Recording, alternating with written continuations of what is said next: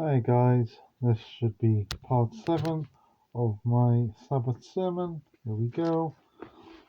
And Pilate saith unto them, Shall I crucify your king? The chief priests answered, We have no king but Caesar.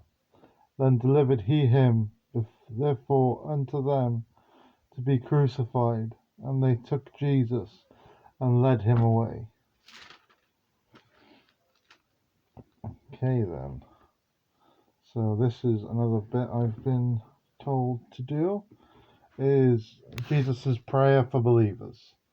Neither pray I for these alone, but not for them also which shall believe on me through their word, that they all may be one, as thou, Father, art in me, and I in thee, that they also may be in us, that the world may believe that thou hast sent me, that thou hast sent me, that thou hast sent me.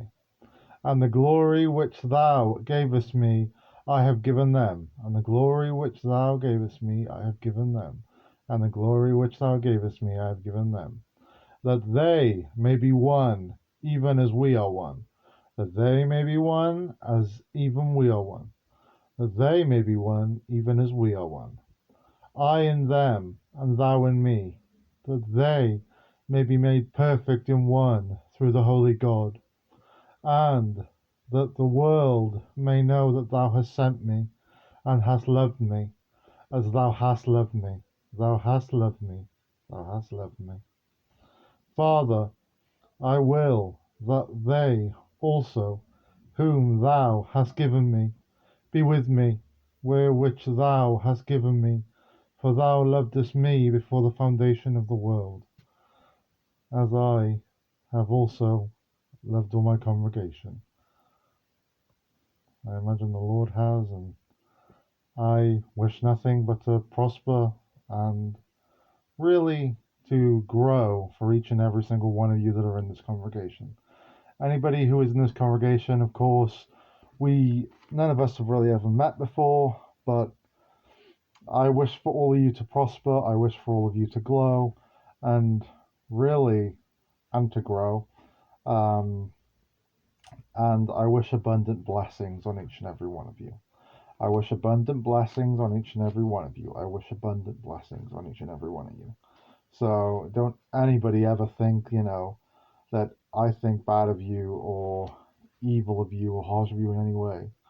I love my congregation, and really, in reality, even, though I really don't know you guys, I just want to basically say that all I want to do is prosper you and help you and motivate you. And that's the whole reason. Well, that's one of the reasons I'm here. Just to help. Just to be, a good guide in a way. To help and to help for God. To help and to help for God. To help and to help for God. Because it is His work I'm doing. Indeed it is. Indeed it is. Indeed it is. Okay, where was I? O righteous Father, the world hath not known thee, and isn't that true in this wicked and foul generation? O righteous Father, the world hath not known thee. O righteous Father, the world hath not known thee. But I have known thee, and these have known that thou hast sent me. And I have declared unto them thy name, and will declare it, that the love wherewith thou hast loved me may be in them, and I in them. Betrayal in the garden. When Jesus had spoken these words, he went forth with his disciples over the brook Cedron, where was a garden into which he entered and his disciples. And Judas also, which betrayed him, knew the place, for Jesus ofttimes resorted thither with his disciples. And that's one thing I do find a lot with the Bible. They really do seem to use thither quite a bit. Well, fair enough. It's a good word, I guess. Judas, then having received a band of men, and officers from chief priests and Pharisees cometh thither, with lanterns and torches and weapons. Jesus, therefore, knowing all things that should come upon him, went forth and said unto them, Whom seek ye? They answered him, Jesus of Nazareth. And Jesus saith unto them, I am he. And Judas also, which betrayed him, stood with them. As soon then as he said unto them, I am he, then went backward and fell to the ground. Then asked he them again, Whom seek ye? And they said, Jesus of Nazareth. Jesus answered, I have told you that I am he. If therefore ye seek me, let these go their way, that the saying might be fulfilled which he spake. Of them which thou gavest me have I lost none. Then Simon Peter, having a sword, drew it, and smote the high priest's servant, and cut off his right ear. The servant's name was Malchus. Then said Jesus unto Peter, Put up thy sword into the sheath. The cup which my Father hath given me, shall I not drink it? Okay then. Jesus is questioned about his doctrine. The high priest then asked Jesus of his disciples and of his doctrine. Jesus answered him, I spake openly to the world. I ever taught in the synagogue, and in the temple, whither the Jews always resort, and in secret have I said nothing. Why askest thou me? Ask them which heard me, what I have said unto them. Behold, they know what I said. And when he had thus spoken, one of the officers which stood by struck Jesus with the palm of his hand, saying, Answerest thou the high priest so? Jesus answered him, If I have spoken evil, bear witness of the evil, but if well, why smitest thou me? Now Annas had sent him bound unto Caiaphas the high priest.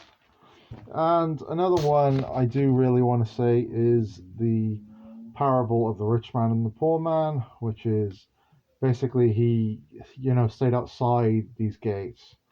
I'd probably recommend listening to the parable yourself, or just finding the parable in the Bible and reading it, because it'll only take you probably not even a few minutes.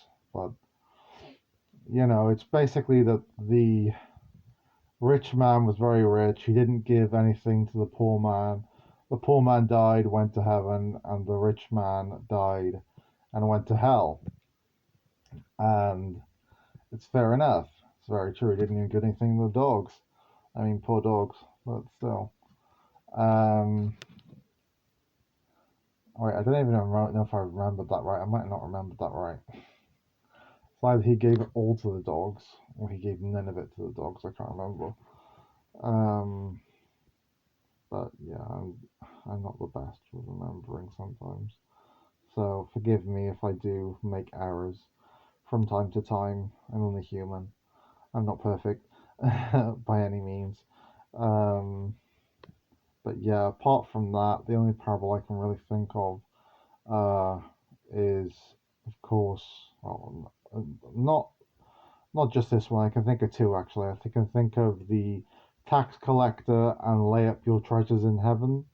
So I would say read the parable of the tax collector, and read the treasures are laid up in heaven as well, because that's quite a good one. There are quite a few good parts on really gold and money in general, which is not in Timothy, but kind of just before Timothy.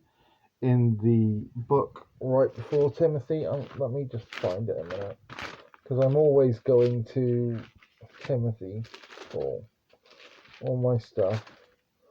No, it's not Thessalonians. I don't think. No, it's not Thessalonians. I think it's in Colossians. Is it in Colossians? No, it's not in Colossians either. Is it in Philippians?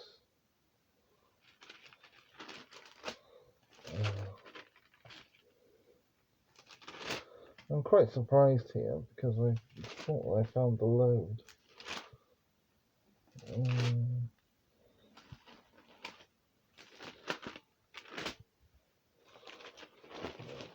Because that's Timothy, yeah. Timothy. I really don't know where I found this.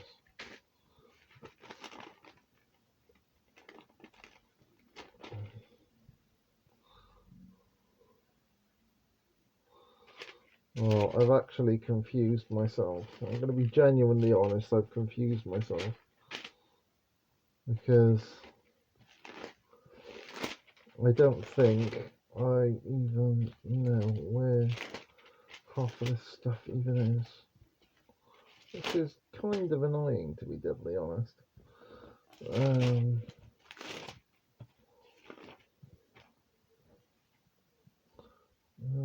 not. No, nothing to do. Sorry guys, the thing is, I've kind of labelled them, but I don't even know where they are, to be totally honest. I wish I knew where they are, because that would help, but it seems that that's really all that God really wants me to say today. So, I guess that is all there is.